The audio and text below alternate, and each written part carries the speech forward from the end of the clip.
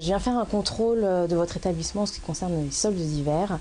Donc je vais faire un tour de votre magasin pour vérifier l'affichage des prix et comment vous avez mis en place l'opération solde. Les 15 contrôleurs de la Direction départementale de la protection des populations des Yvelines sont sur le pont.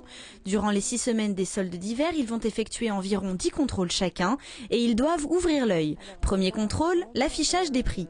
Ce sac est correctement étiqueté pour les soldes. Donc on a une annonce en pourcentage de réduction. Et en plus, on a le prix du sac, donc le prix de référence qui est barré, avec le prix effectif qui sera pratiqué pendant les soldes. Donc là, c'est très bien. On a une double information auprès du consommateur. Deuxième contrôle, l'homogénéité des réductions proposées. Le pourcentage s'étend de -20 à -50%.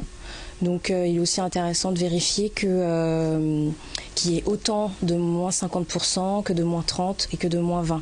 C'est pour informer le consommateur qui va faire une bonne affaire sur plusieurs articles qu'il aura son choix. Troisième contrôle, la date de mise en rayon des articles soldés. Tous les articles d'une boutique peuvent être soldés à la seule condition qu'ils aient été mis en vente, donc c'est-à-dire proposés à la vente au moins un mois avant le début de la période des soldes.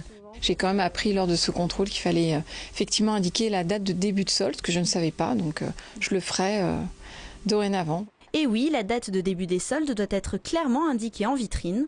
Autre point important, la distinction entre les articles soldés et ceux qui ne le sont pas, notamment par des étiquettes de couleur. Au final, cette boutique passe le contrôle avec succès. Dans le cas inverse, la DDPP aurait fait des recommandations et serait revenue contrôler la boutique lors des prochaines soldes pour vérifier leur mise en application. Les soldes d'hiver se terminent le 12 février.